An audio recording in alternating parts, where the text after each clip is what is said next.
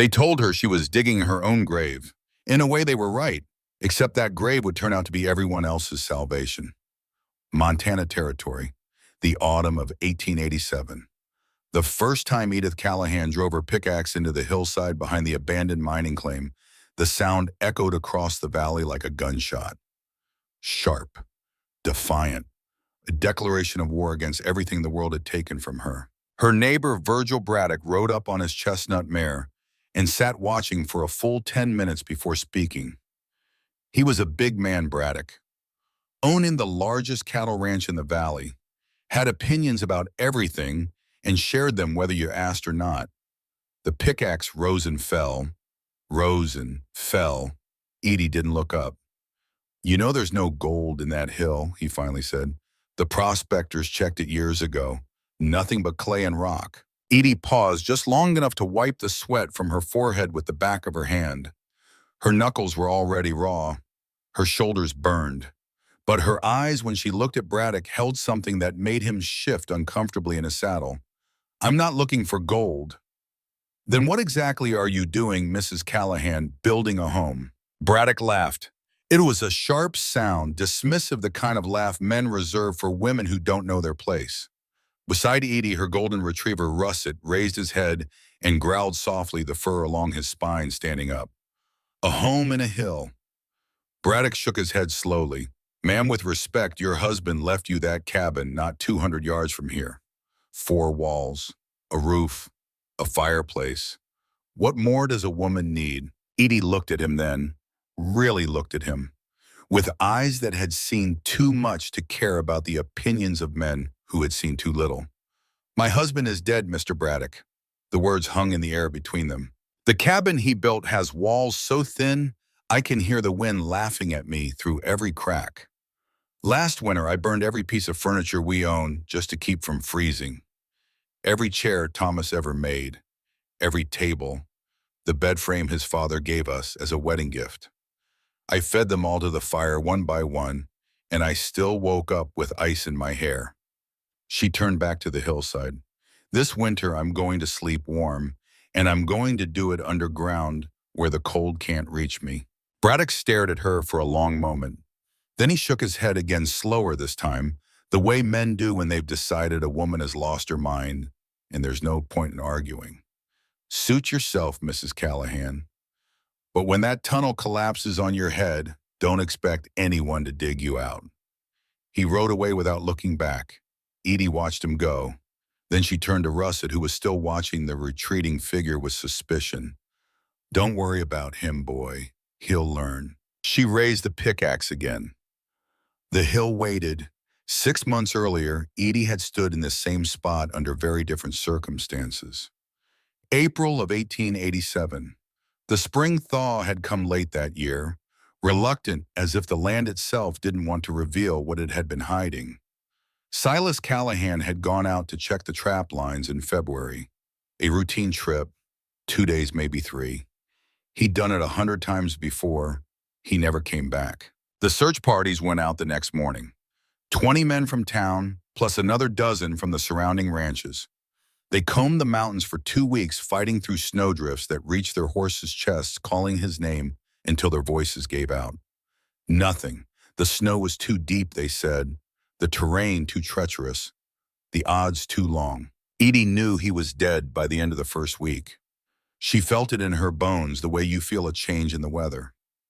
That cold certainty that settles into your chest and refuses to leave. But she kept a candle burning in the window anyway. Every night for 6 weeks, she lit that candle and placed it where Silas would see it if he was somehow impossibly still, making his way home. The flame flickered, the wax melted, the nights passed, then the thaw came and the truth came with it. They found him at the bottom of a ravine 3 miles from where anyone had thought to look. His body was preserved by the cold, almost peaceful, as if he'd simply decided to lie down and rest. The fall had killed him instantly, they said. He probably didn't suffer. Edie wasn't sure if that was supposed to make her feel better. It didn't. The funeral was brief. The sympathy was briefer. By May, the townspeople had moved on to other concerns. Crops needed planting. Cattle needed tending. Life, as it always does, continued forward, without pausing to acknowledge what had been lost. And Edie was left alone. Alone with a cabin that leaked heat like a sieve. Alone with a boy who moped by the door waiting for a master who would never return. Alone with a piece of land that nobody wanted because it was too far from water and too close to the mountains where the worst weather bred. She could have sold the claim and moved to town. She could have found work as a seamstress or a cook or a laundress. She could have traded her independence for the security of walls that someone else maintained. That's what respectable widows did. That's what sensible widows did. Edie Callahan was tired of being sensible. The idea came to her in the darkest hours of a sleepless night 3 weeks after they buried Silas. She was lying in bed listening to the wind whistle through the gaps in the cabin walls when the memory surfaced. Unbidden, vivid, as clear as if she was living it again. Cornwall, England, 1863. She was 8 years old. Her father's name was William Treloar, and he had spent his entire life crawling through tunnels carved into the earth. So had her 3 older brothers. So had her grandfather and his father before him. The Treloars were miners, had been for as far back as anyone could remember. Young Edith used to sit at the dinner table, eyes wide, listening to their stories. Stories of underground chambers that stayed the same temperature year-round. Cool in summer when the surface baked under the sun. Warm in winter when blizzards raged helplessly above. The earth, her father explained, was like a great blanket. Dig deep enough and it would keep you comfortable no matter what the sky decided to do. The surface world is fickle, Edie girl. He'd say, his face still streaked with the black dust of the mines. It'll freeze you in January and roast you in July. But the underground world is steady. The underground world is safe. She'd visited the old mines herself once when she was 10. Her father had taken her down on a Sunday when the tunnels were quiet to show her where he spent his days. She still remembered the feeling, that strange comfort of being wrapped in earth, the cool, damp air that smelled of ancient stone, the silence that wasn't really silence at all, but a different kind of sound, the sound of the world holding its breath. She'd never forgotten it. And now, lying in her freezing cabin, with the wind mocking her through every crack, she remembered something else her father had said. A man can build the fanciest house in all of England. Edie, brick walls, slate roof, glass windows, and the first hard winter will still find a way in. But dig yourself into a hillside properly, mind you, with good shoring and ventilation. The cold can rage all it wants. It'll never touch you. Silas had laughed when she'd suggested building a root cellar their first year on the claim. We're not moles, Edie, he'd said, grinning that grin she'd loved so much. We're people. People live above ground. Silas had been a good man, a kind man, a man who worked hard and loved her well. But he'd been wrong about many things, including apparently how to navigate a snow-covered ravine in February. Edie sat up in bed.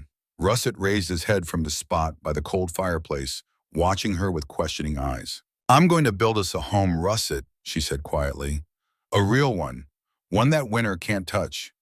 The dog's tail thumped once against the floor. It was, Edie decided, the only vote of confidence she needed. She spent the summer preparing. First, she studied the hillside, walked every inch of it, examined the soil, the drainage, the way water flowed after rainstorms. She was looking for the right combination of factors: stable ground, good drainage, southern exposure to catch whatever winter sun there was. She found it on the 4th day, a spot about 200 yards behind the cabin where the hill rose steeply enough to provide depth, but not so steeply that digging would be impossible. Next, she read. The territorial library in town had exactly 3 books related to mining and excavation. Edie read all of them, twice. She took notes, drew diagrams, cross-referenced information until she understood the principles well enough to apply them. Then she started asking questions. Old Ephraim Stoddard was a prospector who had been working these mountains since before Montana was a territory. He spent most of his days sitting outside the general store, nursing a bottle and telling lies to anyone who would listen. But beneath the bluster, he knew things. Things about rock and soil and the secrets of the earth. Edie bought him drinks, lots of drinks. And in exchange, he talked. He told her about shoring, how to place the timbers so they would hold even if the earth shifted, how to read the grain of the wood to find the strongest pieces, how to notch the joints so they locked together and wouldn't slip. He told her about ventilation, how air moved through underground spaces, how to create channels that would let smoke rise and fresh air flow in, how to angle things so rain and snow wouldn't follow the same path. He told her about the sounds, the creak that meant a beam was bearing weight properly, the groan that meant something was about to fail, the silence that meant you'd better get out fast because the earth was about to move. "You're serious about this," Ephraim said one afternoon, squinting at her through rheumy eyes. "I am. Most folks think underground living is for dead men and gophers. Most folks freeze half to death every winter and call it normal." Ephraim laughed at that, a wheezing, rattling sound that turned into a cough. "You remind me of your daddy," he said when he recovered. "William Trelaw. I knew him back in the old country, before he passed." Edie went still. "You knew my father. Worked alongside him for 2 years in the Wheel Prosper mine. Best timberman I ever saw. Could shore a tunnel so tight you could dance a jig in it during an earthquake." He leaned forward. "He'd be proud of you, girl, doing what you're doing." Edie didn't trust herself to speak. She just nodded and bought him another drink. And when the leaves began to turn gold and red, when the first hint of autumn chill crept into the morning air, she picked up her pickaxe and started to dig. The work was harder than she had imagined, harder than the stories had made it sound, harder than the books had described, harder than anything she had done in her 31 years of living. The first 3 feet were the worst. The topsoil was a nightmare, rocky, root-tangled, fighting her pickaxe with every swing. She found stones the size of her head buried just beneath the surface, each one requiring an hour of prying and levering and cursing to remove. Her hands blistered the first day. By the third day, the blisters had torn open and bled. By the fifth day, new blisters had formed over the wounds, layers of damage building on each other like geological strata. Her shoulders screamed at her every morning. Her back threatened to give out entirely. Muscles she didn't know she had announced their existence through pure burning agony. She kept going. Swing, dig, pile the dirt, swing again. By the end of the first week, she had carved a horizontal gash into the hillside, 4 feet deep, 6 feet wide, the beginning of something. The neighbors had started to notice. They rode by more frequently than usual, finding excuses to check on the widow Callahan. Really, they came to witness the spectacle. "It'll flood," predicted Prudence Lindquist, who lived 3 miles east and considered herself an authority on everything. She was a thin woman with a thin voice and opinions sharp enough to cut glass. "The spring snowmelt will fill that hole like a bathtub and drown everything inside." Her husband Gunnar nodded sagely. "The roof will cave in," he added. "Earth isn't meant to hang over empty space. God made ceilings out of wood and stone, not dirt." Young Nolan Fitch, who worked as a ranch hand for Braddock, rode by one afternoon and sat on his horse watching. "My pa tried to dig a well once," he said. "Hit granite at 8 feet, broke 2 pickaxes and gave up." "You'll hit rock soon. Everyone does." Edie thanked them all for their concern, and she kept digging. The second week brought different earth. She noticed the change immediately. The rocky, root-tangled soil gave way to something else. Dense clay, dark and damp, smelling of ancient moisture and patient silence. This was what she had been hoping for. Clay was a tunnel builder's friend. Her father had told her that. The books had confirmed it. Clay compressed under its own weight instead of crumbling. It held its shape when you carved it. It sealed against water better than any mortar. Edie began to work more carefully now. Not just excavating, but designing. The entrance tunnel she kept narrow, just wide enough for her shoulders, forcing her to duck slightly as she passed through. This wasn't accidental. A narrow entrance meant less cold air could push its way in. It also meant that any unwanted visitors, whether animal or human, would have to enter single file. She angled the entrance slightly upward from outside to inside. Another deliberate choice. Water would drain out rather than pooling in the main chamber. Snowmelt would run away from her living space, not into it. 10 feet in, she began to widen the tunnel. The main chamber would be oval-shaped when finished. 12 feet deep, 10 feet wide, 7 feet tall, at the center sloping down to 5 feet at the edges, big enough to live in, small enough to heat with a single fire. The walls were smooth where she carved them. The clay held the marks of her tools like memory, preserving every stroke of the pickaxe, every scrape of the shovel. In the dim light of her lantern, surrounded by earth on all sides, Edie felt something she hadn't felt since Silas died. Peace. The surface world, with its wind and its cold and its cruel indifference, was somewhere far above her. Down here there was only the work, only the steady rhythm of tool against earth, only the slow, patient progress of carving a home out of the bones of the mountain. Russet waited at the entrance watching. Sometimes he would venture a few feet inside, sniffing curiously at the fresh-cut walls. But mostly he sat in the autumn sunlight, tail brushing the fallen leaves, guarding the threshold between the world above and the world his human was creating below. The shoring came next. Edie had traded 3 months' worth of butter and eggs to the sawmill owner for a stack of pine logs. Good straight timber, seasoned enough to be strong, but green enough to still have some give. She spent 4 days cutting them to length and fitting them into place. Vertical posts every 4 feet along the walls. Horizontal beams across the ceiling, notched to lock into the posts so they couldn't slip or shift. The frame created a skeleton within the earth, a structure that would hold even if the soil decided to settle. The work required precision she hadn't known she possessed. Each beam had to be cut to exactly the right length. Too short, and it wouldn't provide support. Too long, and it wouldn't fit into position. She learned to measure twice and cut once, to test fit every piece before committing to the final placement. She learned the sounds just as Ephraim had described. The creak of wood accepting weight, settling into its role, bearing the load the earth placed upon it. The groan of wood under stress, the warning sound that meant something was wrong. That meant you needed to stop and reassess before continuing.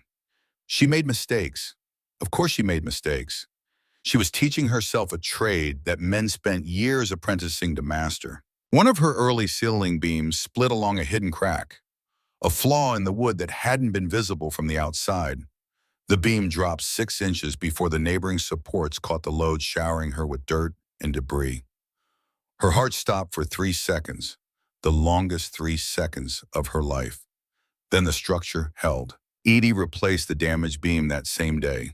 She worked until her arms shook so badly she could barely lift the tools, until her vision blurred from exhaustion, until every muscle in her body begged her to stop.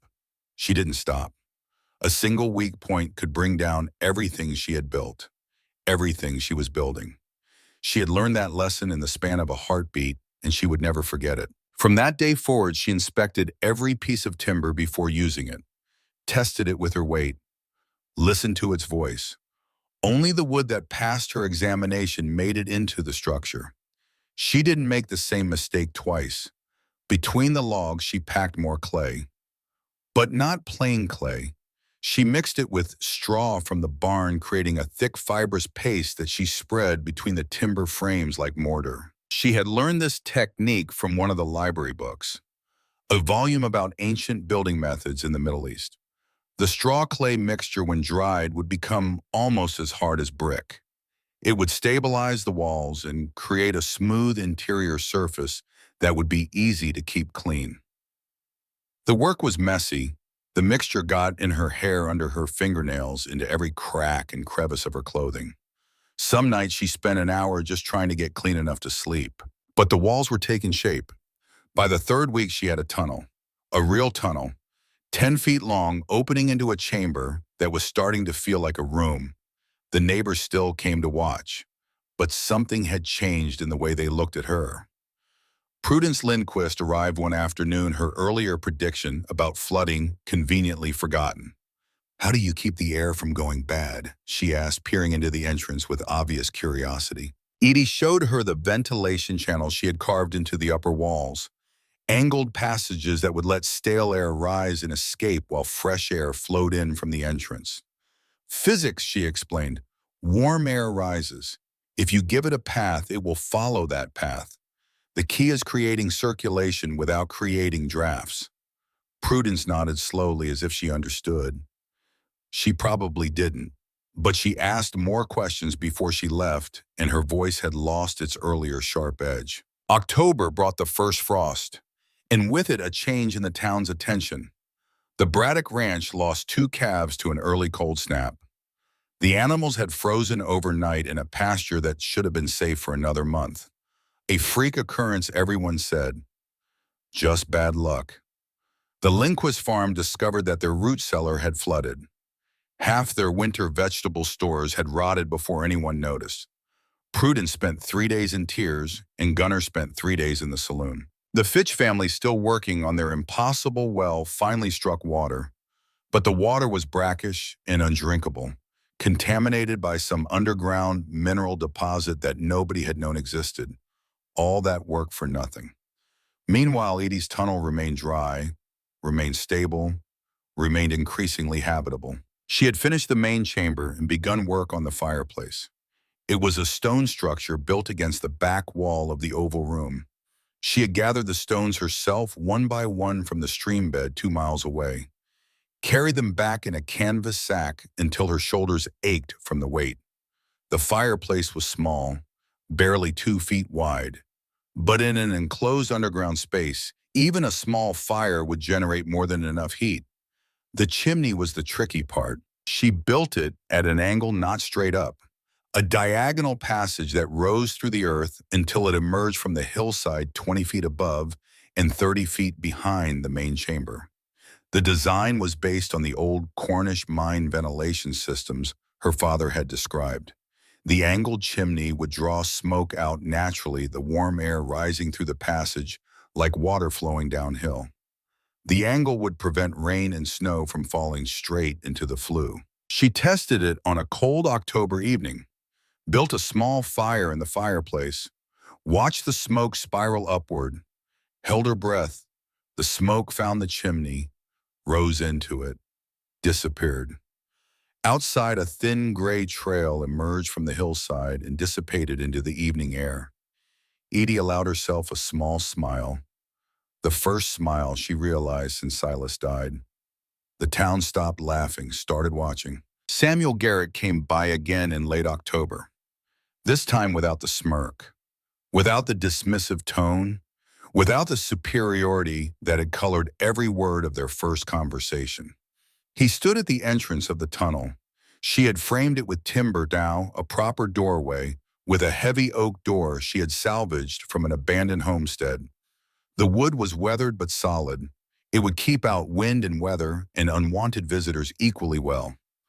"Can I see inside?" he asked. Edie handed him a lantern. "Mind your head at the entrance. It opens up once you're past the first few feet." Braddock ducked through the doorway and disappeared into the hill.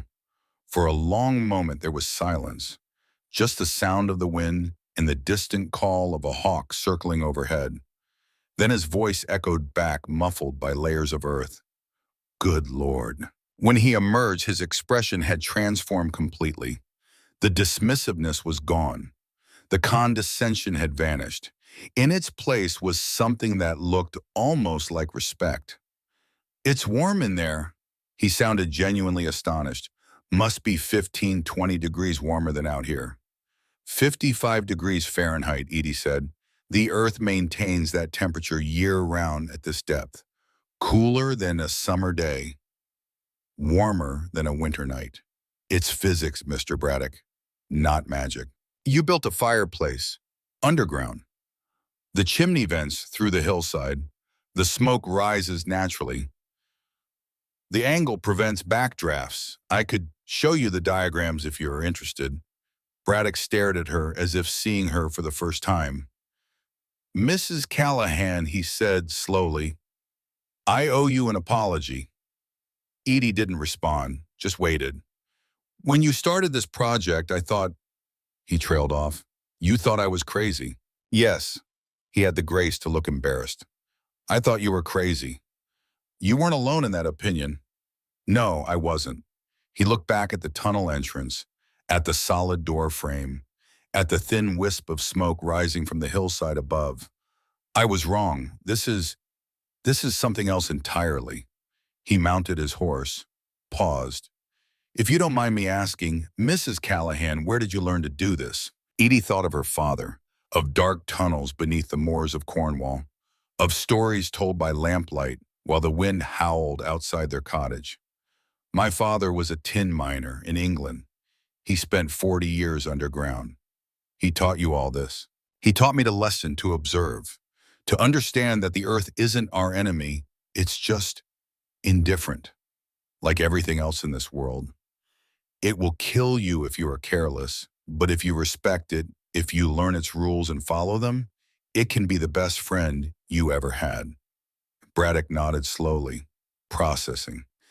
Your father sounds like he was a wise man. He was. He died of black lung when I was 16. The mines gave him everything he knew, and then they took his life in payment. I'm sorry. Don't be. He died doing what he loved. That's more than most people get. Braddock rode away slowly, looking back twice before disappearing around the bend in the trail. Edie watched him go. Then she turned and walked back to her tunnel. Her home. She had work to do. November brought the cold, and with the cold came more visitors. Prudence Lindquist appeared at her door, hat in hand, asking if Edie might share the plans for her ventilation system. The Lindquist farmhouse chimney had collapsed under the weight of wet snow, and they were scrambling to rebuild before the real cold set in. Gunnar Lindquist came the next day shamefaced, asking if Edie might be willing to sell some of her stockpile firewood. Their own supply had gotten wet when the woodshed roof leaked. Wet wood burned poorly if it burned at all. Edie sold him the wood at a fair price.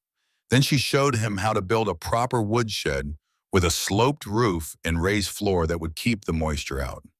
He listened, took notes, thanked her 3 times before leaving. More visitors followed. Families from town who had heard about the underground shelter and wanted to see it for themselves. Ranchers from outlying areas who had lost livestock to the early freeze and were suddenly interested in alternative ways of surviving the winter. Edie gave tours when she had time. She explained the principles of earth insulation to anyone who would listen, how the mass of the soil absorbed and released heat, slowly moderating temperature swings, how proper ventilation could maintain air quality indefinitely, how the right angle of construction could prevent water infiltration without expensive materials. Most of her visitors nodded politely and left confused.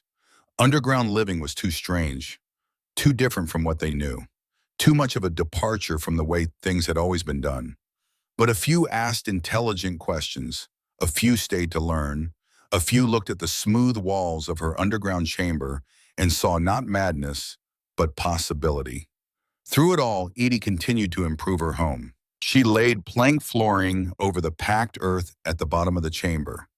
Good pine boards that would be easy to sweep and would help insulate against the cold ground. She built shelves into the walls, carving alcoves in the clay and fitting them with wooden brackets, places for her books, her tools, the few keepsakes she had kept from her life with Silas. She hung bundles of pine branches from the ceiling beams, partly for the fresh scent that would mask any earthiness in the air, partly because the resin in the needles was mildly antiseptic and would help keep the space clean. She wove rugs from scraps of fabric she had collected over the years, colorful patches of cloth arranged in patterns that pleased her eye. She placed them around the chamber, strategically adding warmth and color to the earth-tone space. Russet had claimed his spot immediately, a worn wool blanket beside the fireplace positioned so he could watch both the flames and the tunnel entrance. He seemed to understand in the way that dogs sometimes understand that this place was special, that his human had built something important. He slept better in the underground chamber than he had since Silas died. So did Edie. December 21st, 1887, the winter solstice. the longest night of the year. Edie moved into her underground home. She carried her few possessions through the tunnel entrance, ducking under the door frame, emerging into the soft light of the oil lamp she had mounted on the wall. Russet trotted at her heels, tail wagging, as if he had been waiting for this moment all along. The fire was already burning in the small stone fireplace. The smoke rose obediently through the angled chimney, disappearing into the earth and emerging somewhere far above. The temperature in the chamber was 55 degrees, comfortable, stable, unaffected by the bitter cold that was settling over the valley outside. Edie made herself a simple dinner. Salt pork and beans cooked over the fire in the cast iron pot that had been her mother's. She ate slowly, savoring each bite, watching the flames dance against the smooth clay walls. Russet curled up on his blanket, sighing contentedly, his eyes already half closed. Outside, the wind began to pick up. She could hear it faintly, a distant howl that seemed to belong to another world entirely. The world above, the world she had left behind. Down here there was only warmth, only safety, only the steady heartbeat of the earth surrounding her on all sides. Edie finished her meal, washed her dishes, banked the fire for the night. Then she climbed into the bed she had built with her own hands in the room she had carved from the hillside while everyone told her she was crazy. She pulled the quilts up to her chin, and for the first time since they had found Silas at the bottom of that ravine, Edith Callahan slept peacefully through the night. January arrived with a whisper. The days were short, the nights were long, snow fell steadily piling up against the entrance to the tunnel, but the door held firm and the cold stayed outside where it belonged. Edie had established a routine. Wake at dawn, though dawn was just a lightening of the Gregorian winter. Stoke the fire, make coffee, let Russet out to do his business, watching him bound through the snow with the enthusiasm of a much younger dog. Breakfast, chores, whatever maintenance the shelter required. In the afternoons, if the weather allowed, she would walk to town, check for mail, buy whatever supplies she needed, exchange news with whoever was willing to talk. The talk lately had been about the weather. Strange year, said the shopkeeper, a barrel-chested man named Hutchins, who had been selling dry goods in this valley for 30 years. Warm spells when it should be cold. Cold snaps when it should be warm. The old-timers are saying it's building up to something. Building up to what? Hutchins shrugged. They won't say. Superstitious lot. But they've been buying extra supplies, extra kerosene, extra ammunition. Edie added another sack of flour to her order, another tin of coffee, another box of rifle cartridges. Just in case. The first week of January brought more strangeness. The geese that should have flown south months ago were still lingering in the valley, confused perhaps by the unusual weather patterns, or sensing something that humans couldn't perceive. The cattle were restless. Ranchers reported their herds pacing the fence lines, lowing at nothing, refusing to settle, even in the warmest barns. The sky had a quality to it that Edie couldn't quite name, a heaviness, a waiting. On the morning of January 6th, she woke to find Russet standing at the tunnel entrance, staring out at the world with his ears pricked forward. What is it, boy? The dog didn't move, didn't wag his tail, just stood there watching as if he expected something to emerge from the gray dawn light. Edie joined him at the doorway. The valley spread out before her, white with snow, peaceful in the early morning stillness. Nothing seemed out of place. Nothing seemed wrong. But the air felt different, charged, like the moment before a thunderstorm, except there was no thunder. No lightning, just that strange electric anticipation. She thought of old Ephraim's stories, of winters that killed without warning, of storms that came out of nowhere and buried everything in their path. She thought of her father's voice all those years ago in Cornwall. The earth will tell you what's coming, Edie girl, if you know how to listen. She was listening now. And she didn't like what she heard. January 7th, 1888. Edie woke before dawn. The fire had burned low during the night, and she rebuilt it carefully, feeding small sticks to the embers until the flames caught and grew. Coffee, breakfast, the usual routine. But something felt different today. Wrong. She opened the tunnel door and stepped outside. The sky was blue, perfectly impossibly blue, not a cloud in sight. The sun was just cresting the eastern mountains, painting the snow-covered valley in shades of gold and pink. It was beautiful. It was also warm, far too warm for January in Montana. Edie stood there for a long moment, feeling the mild breeze on her face, watching her breath, not quite fog in the air the way it should have. Russet pressed against her legs, whining softly. "I know, boy," she murmured. "I feel it too." She went back inside, checked her supplies. Firewood stacked against the wall, enough for at least a month. Water from the underground spring that seeped through a crack in the rock and collected in the basin she had carved for it. Food in the storage alcoves, preserved meat and dried vegetables and beans and flour and all the things a person needed to survive. Everything was ready. She just wished she knew what she was ready for. The morning passed quietly. Edie tried to read, but she couldn't concentrate. The words swam on the page, meaningless, while her mind kept drifting to the strange blue sky outside. Around noon, she decided to walk to the top of the hill, to get a better view of the valley, to see if anything had changed. The climb was easy, the snow packed firm enough to support her weight. Russet bounded ahead, pausing every few yards to look back and make sure she was following. At the summit, she stopped and stared. To the northwest, where the sky met the mountains, something was wrong.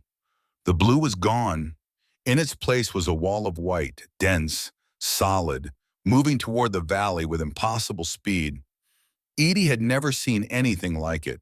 It wasn't a cloud. It was too solid for that, too defined. It looked like a wave, a frozen tsunami rolling across the landscape, swallowing everything in its path. The wind hit her a moment later, not the gentle breeze of the morning. This was something else entirely, a fist of cold air that slammed into her with physical force, nearly knocking her off her feet. The temperature dropped 10 degrees in the span of a breath, then 20, then more. Edie turned and ran. Russet was already ahead of her, bounding down the hill toward the tunnel entrance. Smart dog, loyal dog. He knew where safety lay. The wind screamed behind her. The white wall was closer now, eating the valley, erasing the world. She could hear it a roar like 1,000 trains, like the voice of winter itself given terrible form. She reached the tunnel entrance, threw herself inside, grabbed the oak door, and hauled it shut against the wind that was suddenly everywhere, pushing, clawing, trying to force its way in. The door slammed closed. The latch dropped into place, and outside the world ended. Edie stood in the darkness of the entrance tunnel, her heart pounding, her breath coming in ragged gasps. Russet pressed against her legs, trembling. "It's okay, boy," she whispered, though she wasn't sure she believed it. "We're safe. We were underground. The cold can't reach us here." She made her way to the main chamber, lit the oil lamp, stoked the fire until it burned bright and hot. Then she sat in her chair, the chair Silas had made for her years ago, the only piece of furniture she hadn't burned last winter. And she listened. The storm raged above her, through her, around her. She could hear it even here, 30 feet beneath the surface. A constant howl that seemed to come from everywhere at once. A freight train that never passed, never faded, never stopped. The walls of her chamber held firm. The temperature stayed steady at 55 degrees. The fire crackled cheerfully in the small stone fireplace, oblivious to the catastrophe unfolding in the world above. Edie had prepared for this, had built for this, had spent months digging and shoring and designing, all for this moment. She was warm. She was safe. She was alive. And somewhere out there in the screaming white darkness, she knew that others were not so fortunate. She thought of the Lindquists in their drafty farmhouse, of the Braddocks in their big ranch house that suddenly seemed very fragile, of young Nolan Fitch and his family still living in the cabin with the impossible well. She thought of the children in the schoolhouse in town 3 miles away, of the travelers on the roads, of the ranchers checking their herds, all of them exposed, all of them unprepared, All of them facing the worst storm anyone had ever seen, with nothing but wood and glass and hope between them and the cold. Edie closed her eyes and prayed. The fire burned low. She fed it more wood. Outside, the wind continued its endless assault. Russet eventually stopped trembling and curled up on his blanket, though his ears stayed pricked, listening to the sounds that filtered down through 30 feet of earth. Edie tried to read again, failed again, set the book aside. She made dinner, ate without tasting, washed the dishes mechanically. Night came, though she only knew it by her pocket watch. In the windowless chamber, time had no meaning. There was only the lamp and the fire and the constant muffled roar of the storm. She slept eventually, a fitful sleep filled with dreams of white walls and screaming wind and faces frozen in expressions of eternal surprise. She woke to the same sound she had fallen asleep to. The storm was still raging. Day 2 began. They had told her she was digging her own grave. They had laughed at her, mocked her, predicted her failure with the certainty of people who have never been wrong about anything in their lives. And now somewhere above her, those same people were fighting for survival against a storm that didn't care about their opinions. A storm that didn't discriminate between the wise and the foolish. A storm that would kill anyone it could reach, regardless of what they believed or who they were. Edie sat in her chair, warm and safe and alive, and wondered how many of them were still breathing. The answer, she suspected, would haunt her for the rest of her days. But that was a problem for later, for after. Right now, there was only the waiting, only the fire, only the earth wrapped around her like a mother's arms, keeping the cold at bay. She had dug deep and she had found warmth.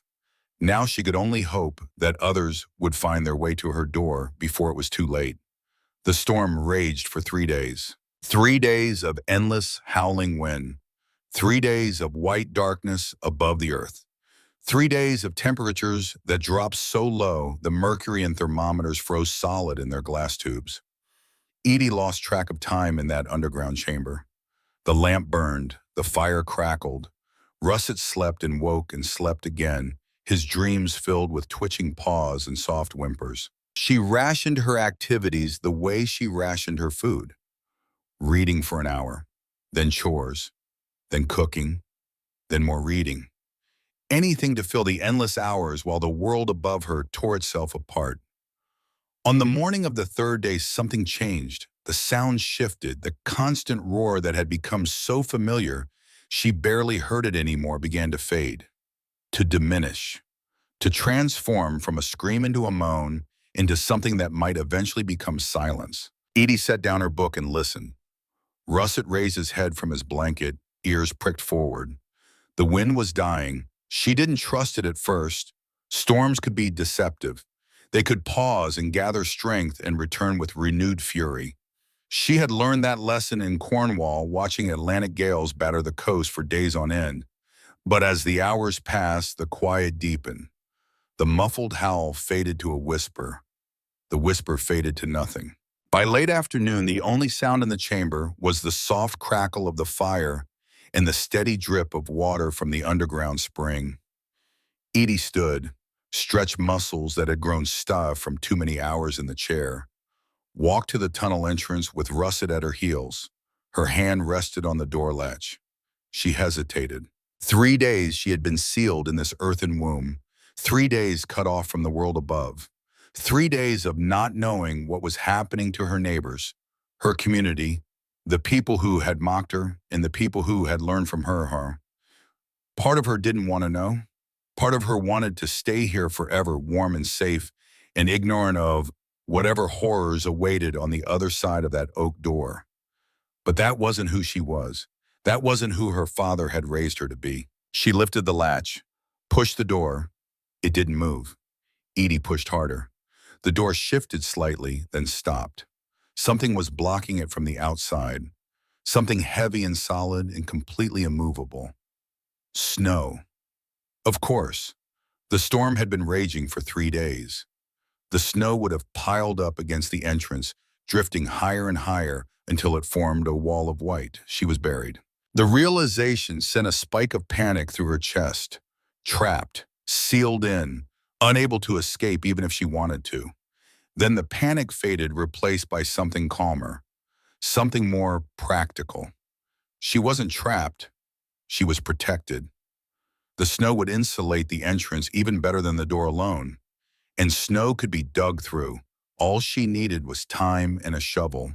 She had both. Edie retrieved the short-handled spade she kept near the entrance, opened the door as far as the snow would allow, perhaps 6 inches, began to dig. The work was slow. The snow was packed, dense by the wind, almost as hard as ice in places. She carved it away in chunks, pulling it into the tunnel and piling it against the walls where it would eventually melt. An hour passed, 2 hours, 3. Russet watched from the main chamber, occasionally padding forward to investigate her progress before retreating to the warmth of the fire. Finally, as the light in the tunnel began to dim with approaching evening, her shovel broke through. A shaft of pale light speared into the darkness. Cold air rushed in sharp and clean and biting.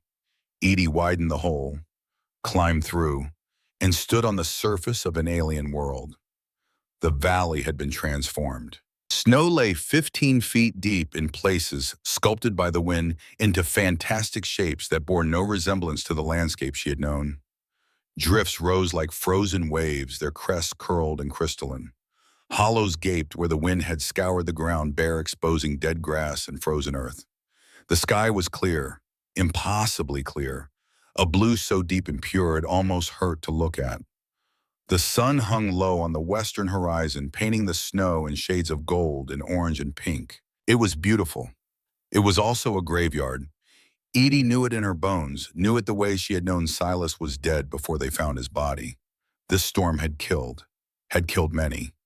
The evidence was everywhere in the silence that shouldn't exist, in the absence of smoke from chimneys, in the terrible stillness that lay over everything like a shroud. She stood there for a long time, just looking, just breathing, just trying to comprehend the scale of what had happened. Then she went back inside. There was nothing she could do tonight. The sun was setting. The temperature was already dropping. Whatever had happened to her neighbors, whatever horrors the dawn would reveal, they would have to wait until morning. She sealed the entrance behind her, rebuilt the fire, made herself a simple meal, and tried not to think about what the morning would bring. She failed, of course. Sleep came in fragments that night.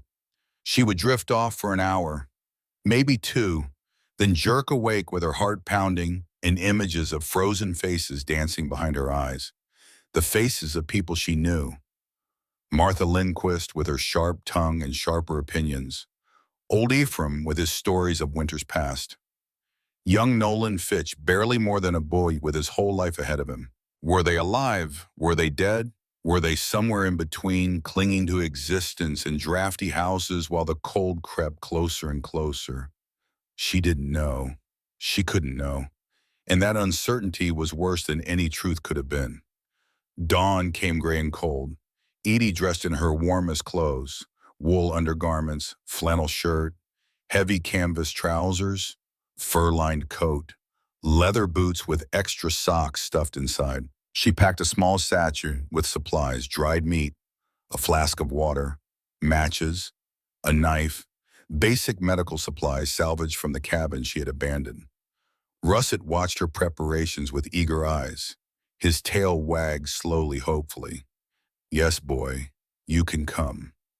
The dog bounded toward the entrance, suddenly young again, his earlier fear forgotten in the excitement of an adventure. They emerged into a world of white. The sun was just cresting the eastern mountains, casting long shadows across the snow. The air was bitter cold, maybe 20 below zero, but still. No wind, no movement of any kind. Edie strapped on the makeshift snowshoes she had constructed from willow branches and rawhide. Without them, she would sink to her waist with every step. With them, she could walk on top of the drifts, covering ground that would otherwise be impassable. She started toward the Lindquist farm. It was the closest, 3 miles to the east. On a normal day, an hour's walk. Today, with the snow and the cold and the uncertain footing, it would take much longer. Russet bounded ahead, his golden fur bright against the white landscape. He seemed to know where they were going, though Edie wasn't sure how. Perhaps he could smell the familiar scents beneath all that snow. Perhaps he simply remembered the path from countless walks in better times. The going was slow. Even with the snowshoes, she sank several inches with each step. The snow was so bright it hurt her eyes. She had to squint against the glare, scanning the transformed landscape for familiar landmarks. There, the old oak tree that marked the property line. Half buried now, its branches weighed down with snow, but still recognizable. She adjusted her course, pressed on. An hour passed, then two. The sun rose higher. The cold eased slightly, though slightly was a relative term. 20 below became 15 below. The snow began to sparkle as the morning light caught the countless ice crystals embedded in its surface. Edie stopped to catch her breath, to drink from her flask, to let Russet rest his legs in the deep snow. That's when she saw it, a shape in the distance, dark against the white, unmoving. Her heart clenched. She knew what it was before she reached it, knew it in her bones the way she had known Silas was dead. But she went anyway. Had to go. Had to see. It was a cow. One of the Braddock herd, judging by the brand on its frozen flank. It had died standing up, caught by the flash freeze before it could even lie down. Its eyes were open, glazed with ice, staring at nothing. Edie stood there for a moment, looking at the frozen animal, at the snow piled against its legs, at the frost that rimmed its nostrils. This was what the storm had done. This was its power. A living creature, hundreds of pounds of muscle and warmth and life, frozen solid in the span of minutes. She thought of the people in their homes, in their thin-walled cabins and drafty farmhouses. If this had happened to a cow, what had happened to them? She pressed on. The Lindquist farm came into view around noon, or what was left of it. The barn had collapsed under the weight of the snow. The roof had caved in and the walls had buckled, and the whole structure had folded in on itself like a house of cards. Whatever animals had been inside were buried now, dead or dying. There was no sound from the wreckage, no movement. The farmhouse was still standing, but barely. The chimney had toppled, scattering bricks across the snow-covered roof. The windows on the north side had shattered, probably from the pressure of the wind. Snow had drifted through the openings, filling the interior with white. No smoke rose from the ruined chimney. No light shone from the broken windows. No sign of life at all. Edie approached slowly, carefully. Her heart was pounding so hard she could feel it in her throat. "Hello," she called. "Martha Gunner, is anyone there?" Silence. She reached the front door. It was frozen shut, the hinges caked with ice, the wood swollen from moisture. She had to put her shoulder against it and push with all her weight before it finally gave way with a crack like a gunshot. The interior was chaos. Snow covered everything, the furniture, the floor. The cold remains of a fire that had died days ago.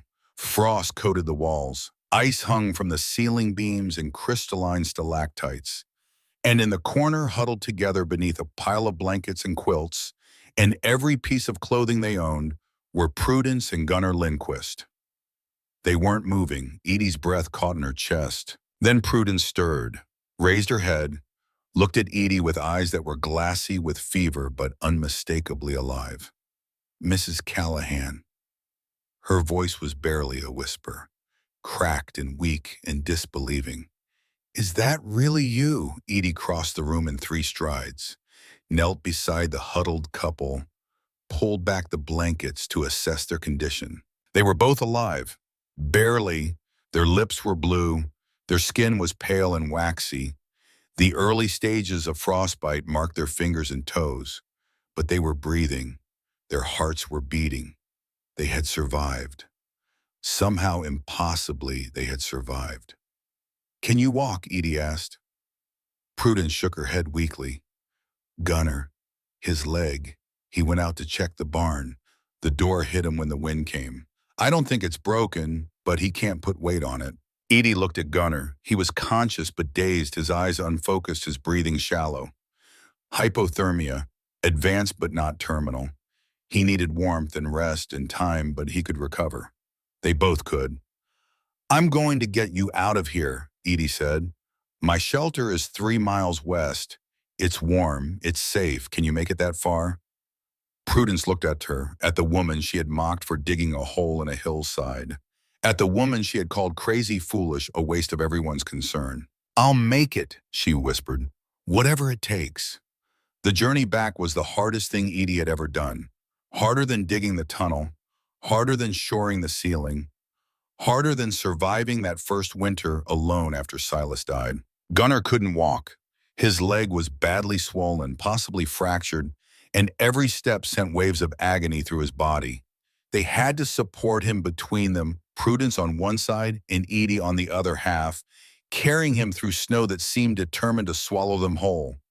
Russet helped where he could, breaking trail ahead of them, barking encouragement, circling back to check on their progress. They stopped every 100 yards to rest, to catch their breath, to let Gunnar's pain subside enough to continue. The sun moved across the sky, the shadows lengthened, the temperature began to drop again as afternoon faded toward evening. 3 miles. On a normal day an hour's walk, it took them 6 hours. By the time the entrance to Edie's tunnel came into view, the sun was touching the western mountains. The cold had returned with a vengeance. Prudence was stumbling, barely able to keep her feet. Gunnar had stopped responding to questions, his consciousness fading in and out. But they made it. Edie got them inside, got them warm, got hot broth into their stomachs and dry blankets around their shoulders. The fire crackled. The lamp glowed. The earth wrapped around them all, holding the cold at bay.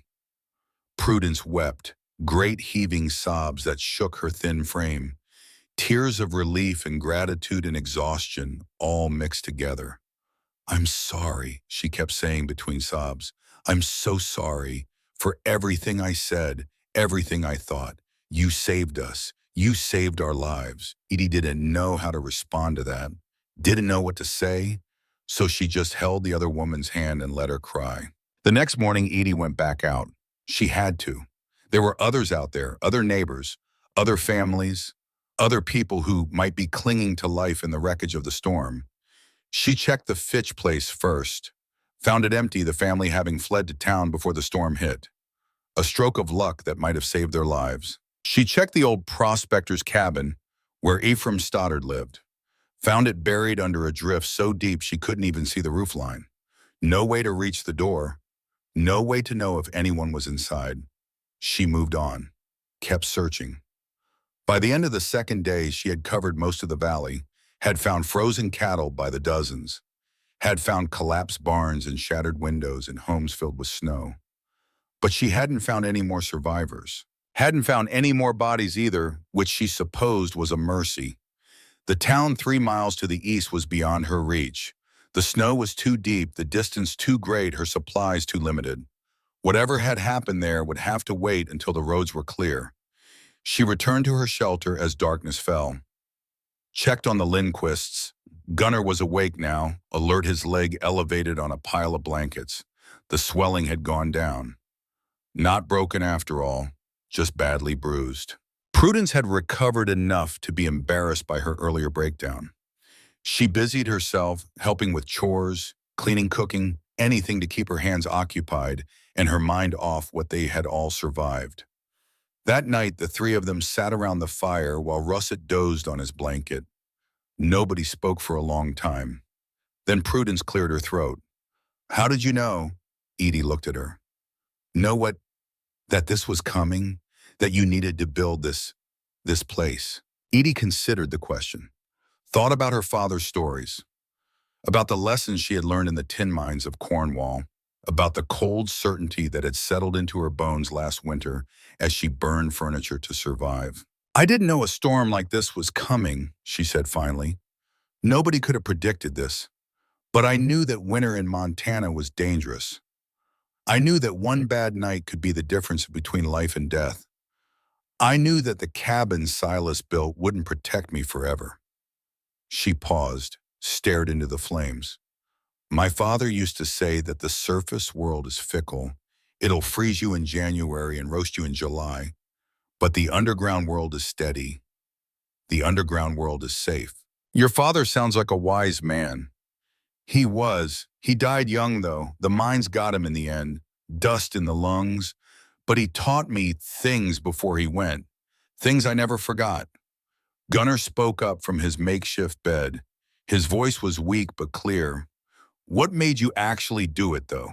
Plenty of people know things. Doesn't mean they act on them. Edie thought about that, about the long nights in the leaking cabin, about the ice in her hair, about waking up shivering and knowing with terrible certainty that the next winter might kill her. Fear, she said, fear and stubbornness. I was afraid of dying the way Silas died, alone in the cold with nobody to help. And I was too stubborn to let that happen. Too stubborn to accept that freezing to death was just the way things were. She looked at them both. You called me crazy. Everyone did. Maybe I was.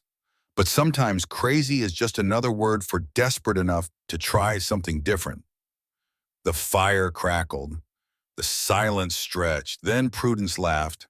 A small broken sound, but genuine. Well, she said, I'm glad you were crazy enough, because your crazy is the only reason we're still alive.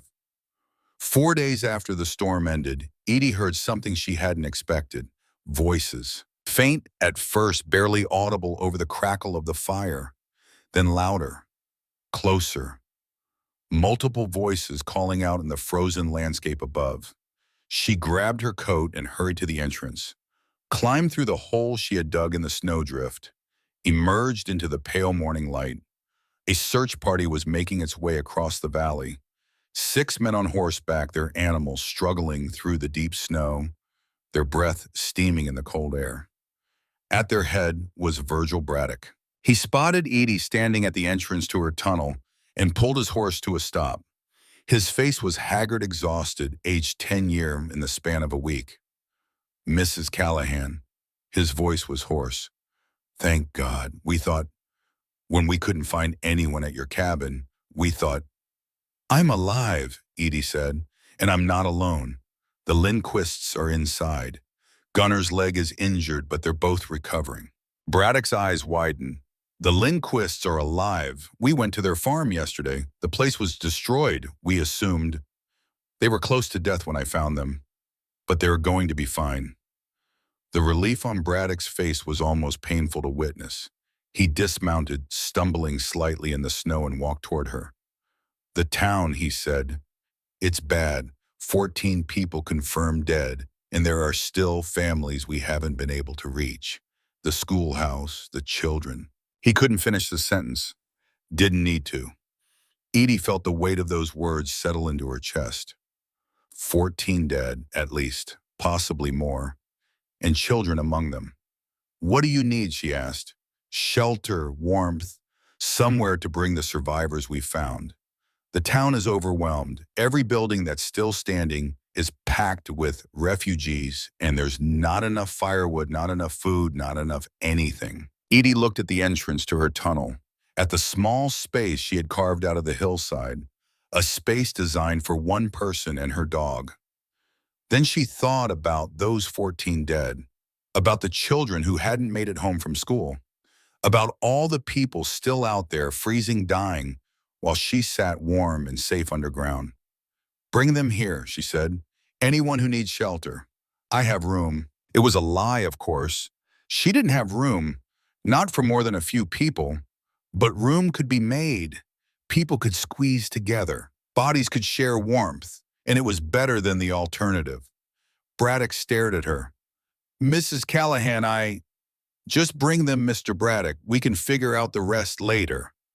He nodded slowly. Then he did something she didn't expect. He extended his hand. She shook it.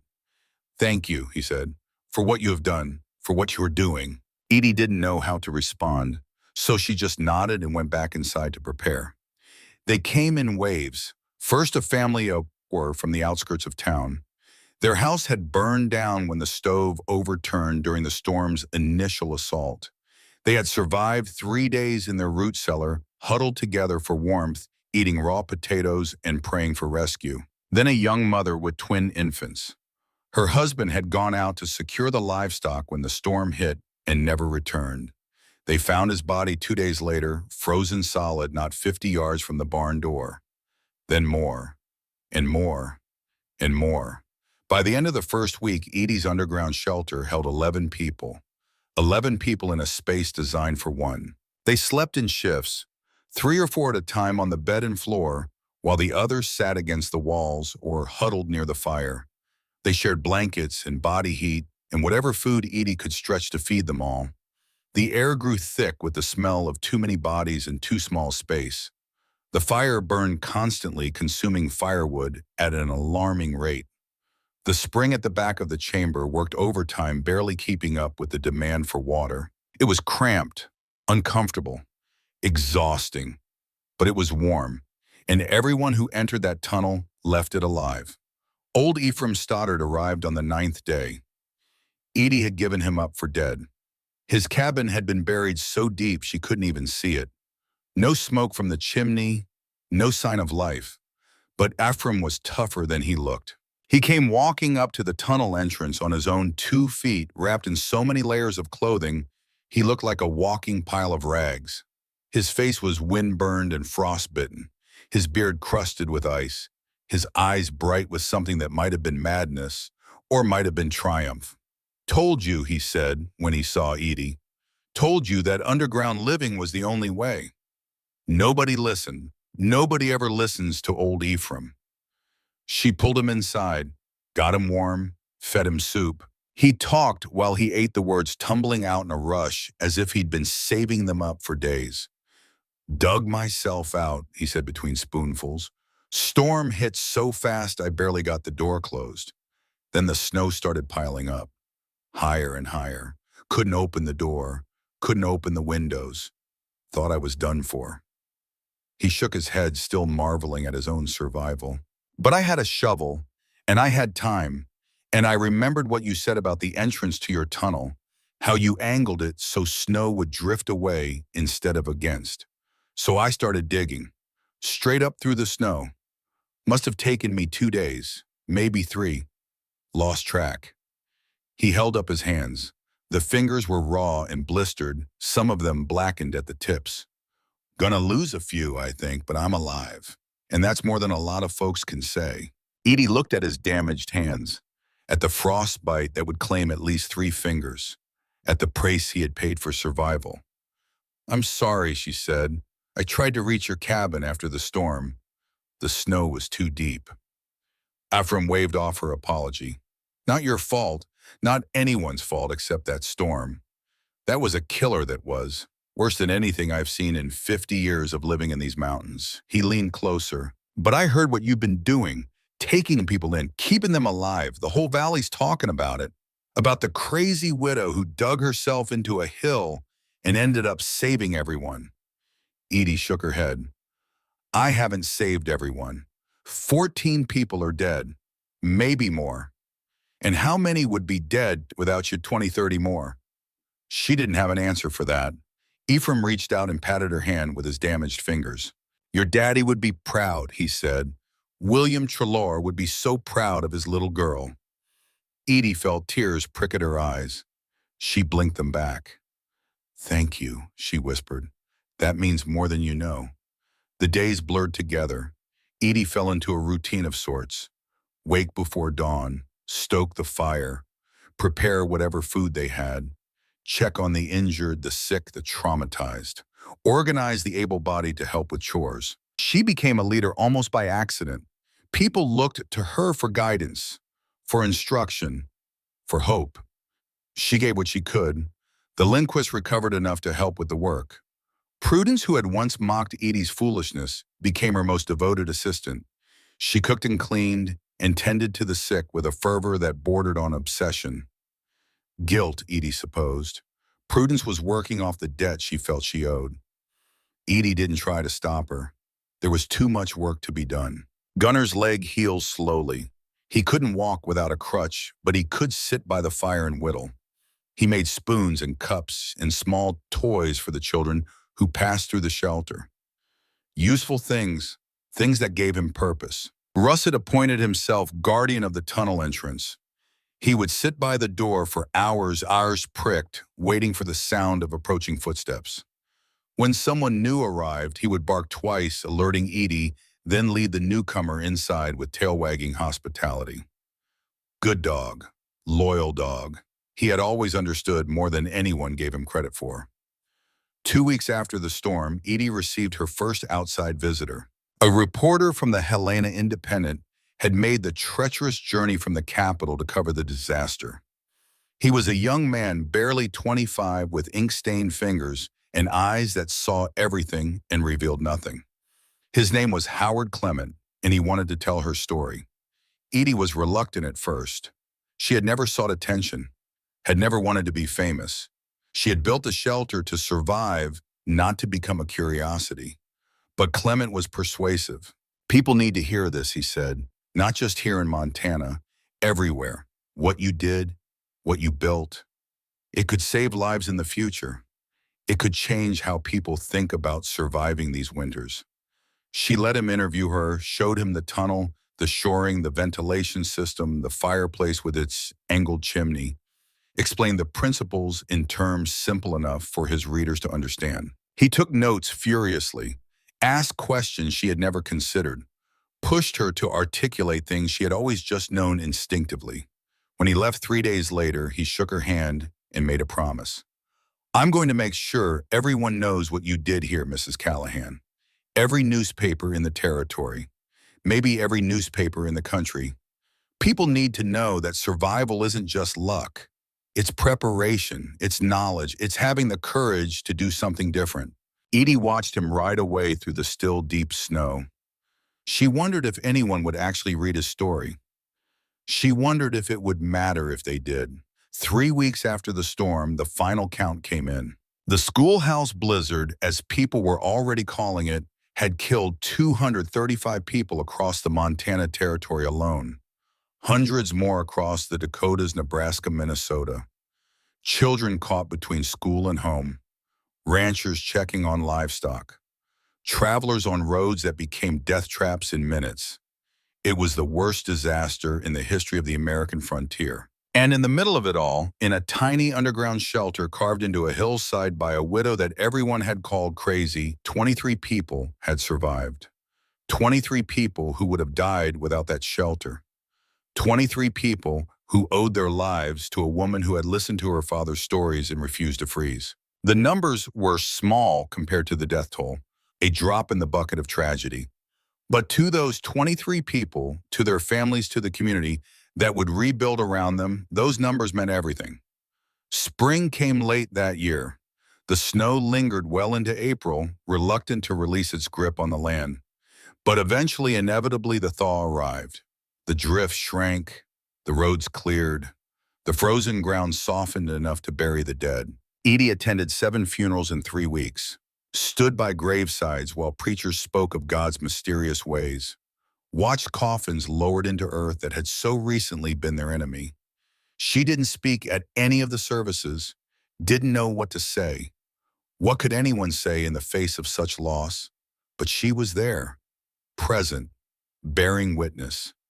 It was the least she could do. The newspaper story ran in early May. Howard Clement had been true to his word.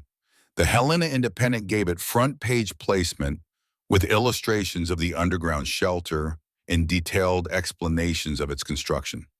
From there, it spread to other papers across the territory, then to papers in neighboring states, then to papers back east. Montana Widow's Underground Refuge saves 23 lives, read one headline.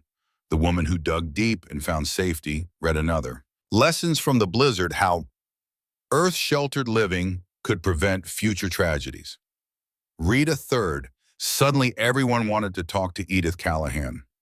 Reporters arrived from as far away as Chicago and New York. They traipsed through her tunnel, asked endless questions, took photographs with the new portable cameras that were becoming fashionable. Territorial officials came to study her construction methods. Engineers from the railroad companies examined her shoring techniques. Representatives from the federal government took notes for a report they were preparing on disaster preparedness. It was overwhelming, exhausting. Far more attention than Edie had ever wanted or expected. But if her story could help others survive, if her methods could spread and save more lives in the future, then the discomfort was worth it. She answered every question, gave every tour, explained every principle as many times as necessary. Knowledge isn't like gold, she reminded herself. Gold gets smaller when you share it. Knowledge gets bigger. Every person who learns from me and teaches someone else makes the whole community stronger. Her father's wisdom, spoken in a Cornish accent, echoing across the years. By June, the first students had arrived, 17 of them to be exact. Farmers and ranchers and townspeople who had lost homes or loved ones in the blizzard and were determined never to be that vulnerable again. They came with notebooks and pencils and endless questions.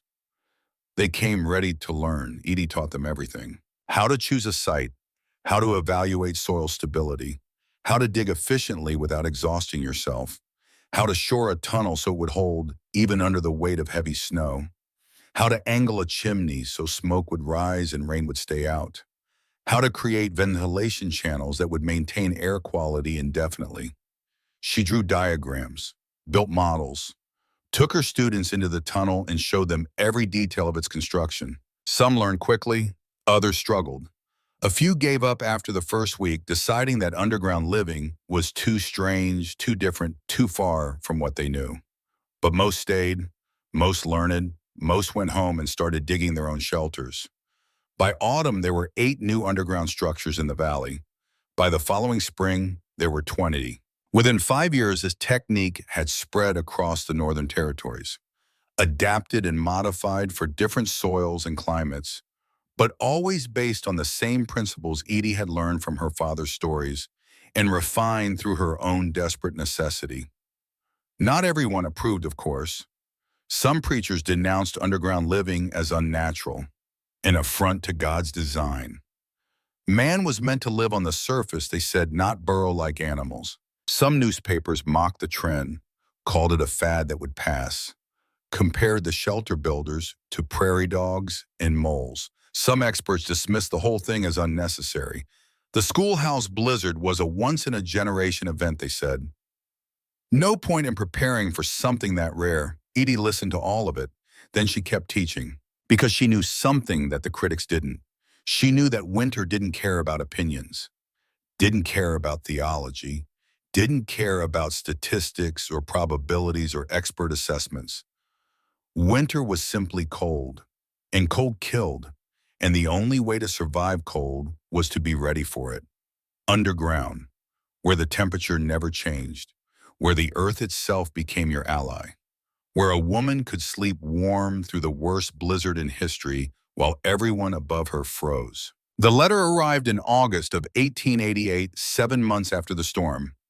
It came from England, from a cousin Edie had almost forgotten she had, a man named Thomas Treloar, her father's brother's son, who still lived in Cornwall and still worked in what remained of the tin mines. He had read about her in a newspaper that had somehow made its way across the Atlantic, had recognized the name Callahan, and made the connection to his American cousin. "We heard about the blizzard," he wrote, "and we heard about what you did. The family is proud, Edith. Your father would be prouder than anyone. He always said you were the one with the real mining spirit, even though you were a girl." I guess he was right. Edie read the letter 3 times. Then she sat down and cried. Not from sadness, not exactly, but from something deeper. A sense of connection that spanned oceans and decades. A reminder that she wasn't alone, had never been alone, even when everyone told her she was crazy. Her father had believed in her, had taught her, had given her the knowledge that had saved her life and the lives of 22 others. And now, through some miracle of newspapers and mail ships and family bonds that survived even death, that belief had come back to her when she needed it most. She wrote back immediately, told Thomas everything, the storm, the shelter, the survivors, the teaching, the way the knowledge was spreading, transforming, becoming something bigger than any single person. Father's wisdom didn't die with him, she concluded. It crossed an ocean and took root in frozen Montana soil, and now it's growing, spreading, saving lives he never knew would need saving. That's his legacy. That's what I want you to tell everyone back home. William Treloar's legacy lives on. She sealed the letter, posted it the next day, and went back to work. Because there was always more work to do, more people to teach, more shelters to build. The earth was patient. The cold was relentless, and Edith Callahan was just getting started. The morning of January 7, 1888 began with a lie. The sky was blue, perfectly impossibly blue. Not a cloud marred its surface from horizon to horizon. The sun rose bright and warm, painting the snow-covered valley in shades of gold that seemed to promise an early spring. Edie stood at the entrance of her tunnel coffee cup in hand, watching the light spread across the landscape. Russet sat beside her, tail brushing the ground, enjoying the unusual warmth. It was beautiful. It was also wrong. She couldn't explain how she knew, couldn't point to any specific sign or signal, but something in her bones, in the deep animal part of her brain that remembered 1,000 generations of surviving harsh winters, was screaming a warning. The air was too still. The warmth was too sudden. The silence was too complete. She thought of old Ephraim's stories, of the winter of 1856 when a similar fall spring had preceded the worst storm of the century, of travelers who had stripped off their coats in the warm morning sun and frozen to death by nightfall. She thought of her father's voice, rough with coal dust and Cornish wisdom. The earth will tell you what's coming, Edie girl, if you know how to listen. She was listening now, and she didn't like what she heard. Edie finished her coffee, went back inside, checked her supplies one more time, even though she had checked them yesterday and the day before, and every day since the first frost. Firewood stacked against the wall enough for 6 weeks. Water from the underground spring, an endless supply. Food in the storage alcoves preserved meat and dried vegetables and flour and beans and all the necessities of survival. Everything was ready. She just wished she knew what she was ready for. The morning passed in strange silence. Edie tried to occupy herself with routine tasks.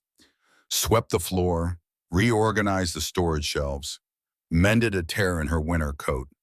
But her attention kept drifting to the entrance, to the too blue sky beyond, to the warmth that felt less like a gift and more like a trap with each passing hour. Around noon, she climbed to the top of the hill behind her shelter. Russet followed, bounding through the crusty snow with his usual enthusiasm. At the summit, she stopped and stared. To the northwest, where the mountains met the sky, something was happening. The blue was disappearing, being swallowed by a wall of white that stretched from one horizon to the other. It wasn't a cloud, not exactly. It was more like a curtain, a solid, impenetrable barrier of frozen mist that was rolling toward the valley with impossible speed. Edie had never seen anything like it. The wall was miles away, but it was moving fast. Too fast. Eating the landscape as it came, swallowing trees and hills and everything in its path. The wind hit her before she could move. Not the gentle breeze of the morning. This was something else entirely. A fist of frozen air that slammed into her with physical force, driving the breath from her lungs, nearly knocking her off her feet. The temperature dropped.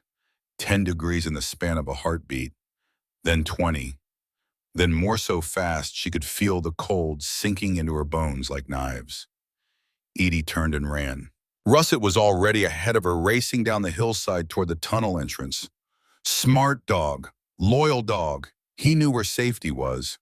The white wall was closer now. She could see it clearly, a tsunami of snow and ice and wind that would bury everything in its path. The sound of it reached her, a roar like 1,000 locomotives, like the voice of winter itself given terrible form. She reached the tunnel entrance, threw herself through the doorway, grabbed the heavy oak door and hauled it closed against the wind that was suddenly everywhere, clawing at her clothes, stealing the warmth from her body, trying to follow her into the only place it couldn't reach. The door slammed shut, the latch dropped into place, and outside the world came to an end. Edie stood in the darkness of the entrance tunnel, her heart hammering against her ribs, her breath coming in ragged gasps that clouded in the suddenly frigid air. Russet pressed against her legs, whimpering softly. The sound from outside was indescribable, a constant roar that seemed to come from everywhere at once. The earth itself seemed to shake with the fury of the storm vibrations traveling through 30 feet of soil to reach her underground sanctuary. But the walls held. The door held. The cold stayed outside, raging impotently against barriers it could not breach. Edie made her way to the main chamber on unsteady legs, lit the oil lamp with trembling fingers, stoked the fire until it burned bright and hot, pushing back the chill that had crept in during those few seconds when the door was open. Then she sat in her chair and listened to the end of the world. The storm screamed its fury through the long afternoon, through the evening, through the night. Edie lost track of time in that windowless chamber. The lamp burned steadily. The fire crackled and popped. Russet dozed on his blanket, twitching occasionally as dreams chased through his sleeping mind. She tried to read, couldn't concentrate. The words swam on the page, meaningless squiggles that refused to form coherent thoughts. She tried to sleep, couldn't manage more than brief, fitful dozes interrupted by the constant howl of the wind. She thought about the people above her, the Lindquists in their drafty farmhouse, the Braddock Ranch with its thin-walled bunkhouse, the families in town 3 miles away, huddled around fireplaces that could never produce enough heat to fight this cold. She thought about the children. The schoolhouse in town had 23 students. Edie knew because she had sold eggs to the teacher, a young woman from back east who had come west seeking adventure and found herself teaching multiplication tables to farmers' children. 23 students, most of them walked to school. Some of them lived miles away on isolated farms and ranches scattered across the valley. What happened to children caught between school and home when a storm like this hit? She knew the answer, didn't want to think about it, thought about it anyway. The fire burned lower. She fed it more wood. The cycle repeated through the endless night. Dawn came, though she only knew it by her pocket watch. The storm showed no signs of stopping. If anything, it had intensified, the howling reaching a pitch that seemed almost supernatural. Day 2 began. Edie forced herself to eat, forced herself to drink, forced herself to maintain the routines that would keep her sane through the ordeal. She talked to Russet, told him stories about Cornwall, about her father, about the mines, where she had learned that the underground world was safe. The dog listened attentively, his brown eyes fixed on her face, his tail occasionally thumping against the floor. She wondered if he understood. She decided it didn't matter. The sound of her own voice was comfort enough. The second night passed like the first, sleepless, anxious, filled with the constant roar of wind and the occasional crack of something breaking in the world above. On the morning of the third day, Edie woke from an unintended doze to a sound she didn't immediately recognize. Silence. Not complete silence. The wind was still there, still howling, but it had diminished, weakened. The roar had become a moan, then a whimper, then something that might with time fade to nothing. The storm was dying. She sat up, listened, waited. By afternoon, the quiet had deepened. By evening, the only sound in the chamber was the crackle of the fire and the soft breathing of her dog. Edie approached the entrance tunnel, pressed her ear against the oak door. Nothing. No wind, no roar, no sound at all from the world beyond. She tried the door. It moved about 6 inches before hitting solid resistance. Snow packed dense by the wind, blocking the entrance completely. But she had been here before, knew what to do. She retrieved her shovel, started digging. It took hours. The snow was like concrete, compacted and frozen into something that barely resembled the fluffy white powder of a normal winter. She carved it away in chunks, pulling it into the tunnel and piling it against the walls where it would eventually melt and drain away. Her arms burned. Her back screamed. But she kept going, driven by a need to see what the storm had left behind. Finally, just as her strength was about to give out, her shovel broke through. Pale light flooded the tunnel. Cold air rushed in, biting but still. Edie widened the hole, climbed through, and stepped into a world she no longer recognized. The valley had been transformed into something alien. Snow lay so deep that familiar landmarks had simply vanished. The fence posts that marked her property line were gone, buried. The old oak tree that she had used as a reference point was reduced to a few bare branches protruding from a drift that must have been 20 feet high. The sky was clear now, achingly blue as if the storm had never happened. The sun was setting in the west, painting the snow in shades of orange and red that would have been beautiful if they hadn't illuminated such devastation. No smoke rose from any chimney she could see. No lights flickered in any window. No sound of life reached her ears except the crunch of her own footsteps and the panting of her dog. The world was dead, or so it seemed in that first terrible moment. Edie stood on the surface of the transformed landscape, her breath clouding an air that had warmed to merely brutal rather than lethal. Maybe 10 below zero, maybe 15. Cold enough to kill, but not instantly. Not the flash freeze that had come with the storm.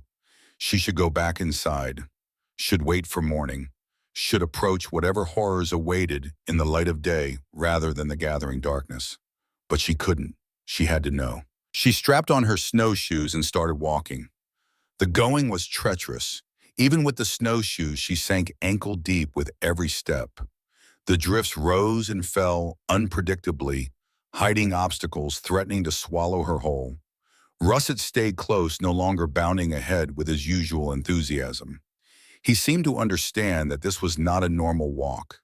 This was something else entirely. She headed toward the Lindquist farm first. The closest neighbor, 3 miles through a landscape that had become a frozen maze. The sun set before she had covered even half the distance. The moon rose full and bright, casting silver light across the snow. It was enough to see by. Barely. She pressed on. The Lindquist farmhouse came into view just before midnight, or what was left of it. Even from a distance, she could see the damage. The barn had collapsed completely, nothing but a jumble of broken timbers half buried in snow. The house was still standing, but the chimney was gone, toppled by the wind, and snow had drifted through the shattered windows to fill the interior. No light, no smoke, no sign of life. Edie approached with her heart in her throat. The front door was frozen shut. She had to break a window to get inside, climbing through the frame into a room filled with snow and the bitter cold of the grave. She found them in the corner. Prudence and Gunnar Lindquist huddled together under every blanket they owned, surrounded by the cold remains of a fire that had died days ago. They weren't moving. Edie's breath caught in her chest. Tears pricked at her eyes. Then Prudence stirred. The movement was slight, a twitch of fingers, a flutter of eyelids, but it was there, undeniable. They were alive.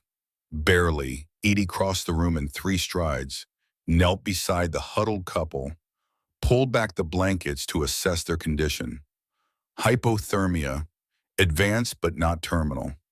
Blue lips, pale skin, the waxy look of flesh that had been cold too long. But they were breathing, their hearts were beating, they could be saved. Prudence's eyes opened, focused slowly on Edie's face. Recognition dawned, followed by confusion, followed by hope. "Mrs. Callahan." Her voice was barely a whisper, cracked from dehydration and cold. Is that really you?" "It's me. I'm here. I'm going to get you out." Tears spilled down Prudence's cheeks, freezing on her skin before they could fall. "We thought we were going to die.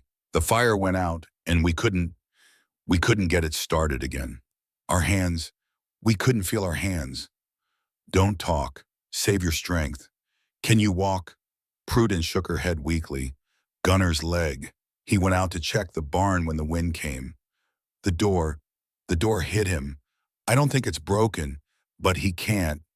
I'll carry him if I have to, but we need to move. Now, before it gets any colder." She got them up, got them wrapped in every piece of fabric she could find, got them moving toward the door, Gunnar leaning heavily on both women, gasping with pain every time his injured leg touched the ground. The journey back to the tunnel was the longest 3 miles of Edie's life. They had to stop every 100 yards to rest, to let Gunnar recover from the agony of walking on his damaged leg. to let Prudence catch her breath against the cold that kept trying to steal it away. The moon tracked across the sky. The temperature dropped as the night deepened. Edie's muscles screamed with exhaustion. Her lungs burned with every breath of frozen air. But she kept going, kept pushing, kept refusing to let the cold claim two more victims. They reached the tunnel entrance just as the first gray light of dawn was spreading across the eastern horizon. Edie got them inside, got them warm, got hot broth into their stomachs and dry blankets around their shoulders, and the heat of the fire seeping into their frozen bones. Prudence wept, great heaving sobs that shook her thin frame, not from pain or cold, but from relief, from gratitude, from the overwhelming emotion of being alive when she had been so certain she would die. "Thank you," she kept saying between sobs. "Thank you, thank you." Edie just held her hand and let her cry. The first light of true dawn found Edie standing at the tunnel entrance, again staring out at the frozen world. She had saved too, but there were others out there, other neighbors, other families, other people who might be clinging to life in the wreckage of the storm. She had to find them. She had to try more. Gunnar was stable, his leg elevated and wrapped. Prudence was weak, but recovering, already insisting on helping with whatever needed to be done. The shelter was warm, supplied, safe. They could survive here alone for days if necessary. Edie strapped on her snowshoes, shouldered her pack, called Russet to her side. "I'll be back," she told Prudence. "Keep the fire burning. Don't let Gunnar try to walk. And if anyone else comes—" "I'll let them in," Prudence said. "Anyone who needs shelter." Edie nodded, stepped outside. The sun was rising bright and merciless, reflecting off the snow with blinding intensity. The cold had eased slightly with the daylight, but only slightly. Still lethal, still hungry, she headed east toward town. The 3-mile journey took most of the morning. The snow was too deep, the terrain too treacherous, her body too exhausted from the night's exertions. But she pressed on one step at a time, following the route she had walked 100 times before, through a landscape that had become completely unrecognizable. She found the first body half a mile from town. A man frozen solid, half buried in a drift. His eyes were open, glazed with ice, staring at nothing. His arms were wrapped around himself as if he had been trying to keep warm in his final moments. Edie recognized him. The miller's assistant, a young man named Davidson, who had always been quick with a smile and a joke. He must have been caught on the road when the storm hit. Must have tried to walk home. Must have made it almost all the way before the cold claimed him. She couldn't help him now. Couldn't do anything but mark the location in her mind and press on. There would be time for mourning later, if any of them survived long enough to mourn. Town was chaos. The main street was buried under drifts that reached the second-story windows of some buildings. The general store had collapsed under the weight of snow. The church steeple had toppled, crashing through the roof of the building next door. The livery stable was a pile of broken timbers and frozen animals. But people were moving, digging, working, survivors. Edie found Virgil Braddock directing a crew of men who were trying to clear a path to the schoolhouse. His face was haggard, exhausted, aged by the horror of the past 3 days. "Mrs. Callahan." Relief flickered in his eyes. "Thank God, we weren't sure if anyone outside of town had—" "The Lindquists are alive. I brought them to my shelter last night. Gunnar's leg is injured, but they'll recover." Braddock closed his eyes briefly. "That's something. That's more than we hoped. The schoolhouse, the children." His expression went dark. "We got most of them out. Miss Patterson, the teacher, she kept them inside when the storm hit. Wouldn't let anyone try to walk home. Smart woman, brave woman. They spent 3 days huddled together, burning desks and chairs to stay warm. Most of them," Braddock's jaw tightened, "2 boys tried to run for it. Brothers. Their farm was only a mile away. They thought they could make it." He didn't need to finish the sentence. Edie felt the weight of it settle into her chest. 2 children, dead. Because a mile had been too far when the temperature dropped to 40 below and the wind turned the air into knives. How many total? She asked. We don't know yet. Still finding, he swallowed. Still finding people, the outlying farms, the ranches. We haven't been able to reach most of them. I can help. My shelter is warm. It's safe. Anyone who needs somewhere to go. Braddock looked at her, really looked at her. At the woman he had mocked 6 months ago for digging a hole in a hillside. At the woman who had just walked 3 miles through a frozen wasteland to offer help. Mrs. Callahan, he said slowly, I don't know how to. Don't, she cut him off. Don't apologize. Don't thank me. Just bring the people who need help. We can figure out the rest later. He nodded, once, sharp and decisive. The Henderson family, he said. They're in bad shape. Lost their roof. Lost everything. Mr. Henderson has frostbite on both hands. Mrs. Henderson hasn't stopped crying since we found them. And their little girl, Cora, Edie said. She remembered the child, 7 years old, bright eyes and quick smile. What about Cora? She's alive, but she won't talk, won't move, just stares at nothing. The doctor says it's shock, says she might come out of it, might not. Edie thought of that little girl, of the terror she must have experienced, of the sounds and the cold and the darkness and the certainty that the world was ending around her. Bring them, she said, all of them. I'll take care of them. They came in waves over the following days. The Henderson family shell-shocked and silent. Mr. Henderson with his bandaged hands that would never work quite right again. Mrs. Henderson with her hollow eyes and constant tears. Little Cora who sat in the corner and stared at nothing and didn't respond when anyone spoke to her. More families followed. The Pritchards from the valley floor who had lost their barn and all their livestock. The widow Morrison whose husband had gone out to check on a neighbor and never returned. Young Nolan Fitch who had been separated from a search party and wandered for 16 hours through the frozen landscape before following the smoke from Edie's chimney to safety. And others, so many others. By the end of the first week, Edie's shelter held 11 people. 11 people in a space designed for one. They slept in shifts. They shared blankets in body heat. They ate from Edie's dwindling supplies and drank from her underground spring. They huddled around her small fireplace and tried not to think about the frozen world above. It was cramped, uncomfortable, sometimes unbearable, but it was warm, and everyone who entered that tunnel left it alive. The recovery was slow. The morning was slower. The final count when it came was devastating.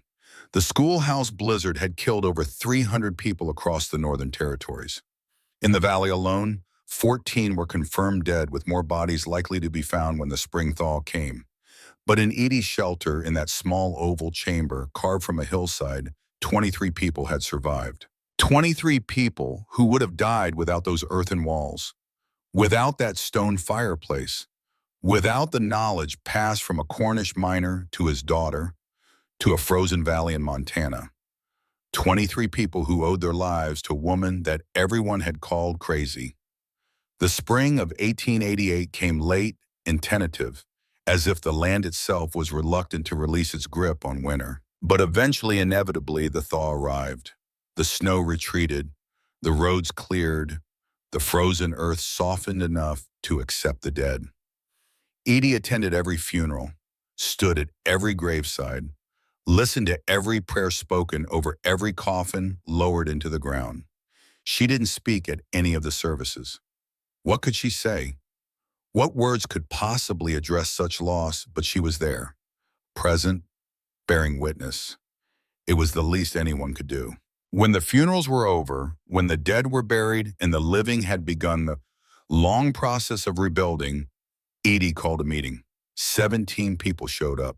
Farmers and ranchers and townspeople who had survived the blizzard and wanted to make sure they never faced that kind of vulnerability again. They gathered in the valley's small meeting hall, sitting on rough wooden benches, watching as Edie stood before them with a piece of chalk and a makeshift blackboard. You all know what I built, she said. You know it saved lives. Some of you were among those lives. Nods around the room, tears in a few eyes. I'm not a teacher by training. I'm not an engineer or an architect or any kind of expert. I'm just a widow who didn't want to freeze to death. A few nervous laughs. But my father was a miner. He spent 40 years underground in Cornwall, and he taught me things. Things about how the earth works, how it holds temperature, how it can protect you from anything the surface world throws at you. She turned to the blackboard, drew a simple diagram, a hillside with a tunnel cut into it. I'm going to teach you what he taught me. It's not complicated. It's not magic. It's just knowledge. And knowledge, unlike gold, gets bigger when you share it. She taught for 3 days how to choose a site, how to evaluate soil, how to dig efficiently, how to shore properly, how to ventilate, how to waterproof, how to build a fireplace that would draw smoke out and keep rain from coming in. She answered every question, demonstrated every technique, repeated herself as many times as necessary until understanding dawned in every pair of eyes. When the teaching was done, when her students had taken their notes and asked their final questions and headed home to start their own projects, Virgil Braddock lingered. He stood in the empty meeting hall, hat in hand, looking at her with an expression she couldn't quite read. "You're not charging anything," he said, "for the teaching." "No." "Why not? You could. People would pay. After what happened, they'd pay almost anything for this knowledge." Edie thought about it, about the gold her father had never found, about the warmth her shelter had provided, about the 23 people who were alive because she had refused to freeze. "It doesn't feel right," she said finally, "charging money for survival, putting a price on something that might mean the difference between life and death for someone's family." Braddock was quiet for a long moment. "You're a better person than most, Mrs. Callahan. I'm just someone who got lucky. Lucky that my father taught me what he did. Lucky that I was too stubborn to listen when everyone said I was crazy." She looked at him. "Lucky that the earth is patient and forgiving even when people aren't." He nodded slowly, extended his hand. "For what it's worth," he said, "I'm sorry for what I said when you started, for how I treated you. You didn't deserve any of that." Edie shook his hand. "No, I didn't. But I forgave you a long time ago. Holding on to anger is like carrying a stone everywhere you go. It just weighs you down." He smiled at that, a real smile, the first she had ever seen from him. "Your father sounds like he was a wise man." He was, and now his wisdom lives on. In those 17 people you taught, in the shelters they'll build, in the lives those shelters will save. She smiled back. "That's the only payment I need." The years passed. The shelter spread. By the autumn of 1888, there were 8 new underground structures in the valley. By the following spring, there were 20. By 1893, the technique had spread across the Northern Territories, adapted and modified for different conditions, but always based on the same core principles. Other innovators improved on Edie's designs. A Swedish engineer developed better ventilation systems. A former military architect created standardized plans that anyone could follow. Indigenous craftsmen combined the underground principles with their own traditional knowledge, creating hybrid structures better suited to specific local conditions. Edie welcomed all of it. She visited the new shelters when she could, offered advice, learned from the improvements others had made, incorporated the best ideas into her teaching so that each new student benefited from the accumulated wisdom of everyone who had come before. The newspapers continued to tell her story.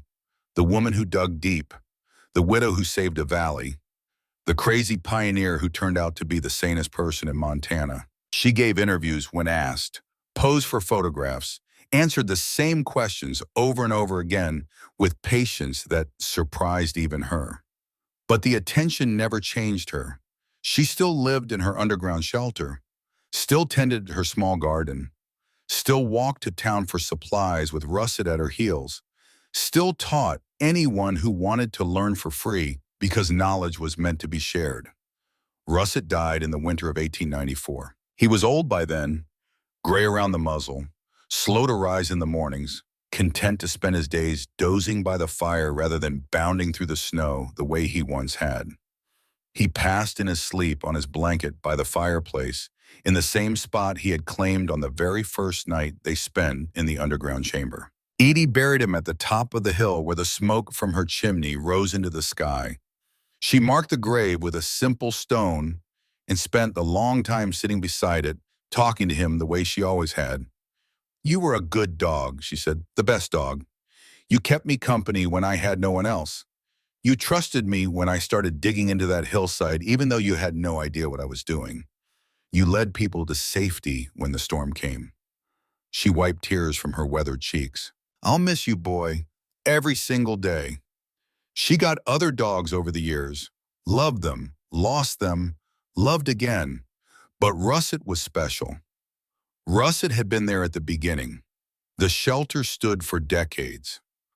Long after the schoolhouse blizzard had faded from memory, long after the people who had survived it had grown old and dead and been buried in the cemetery on the hill outside town, it became something of a local landmark.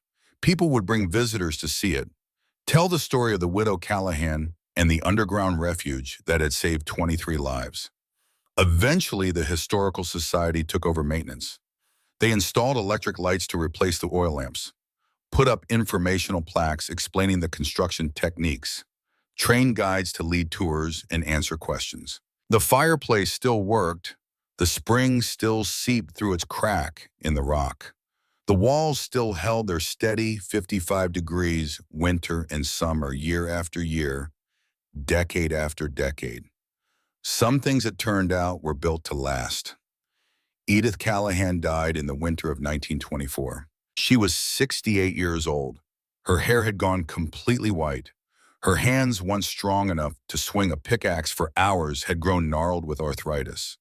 Her eyes, which had seen so much, had dimmed but never lost their spark. She died in her sleep, in the bed she had built with her own hands, in the room she had carved from a hillside, while everyone told her she was crazy. They found her in the morning peaceful, a slight smile on her face as if her final dreams had been pleasant ones. The funeral was the largest the valley had ever seen.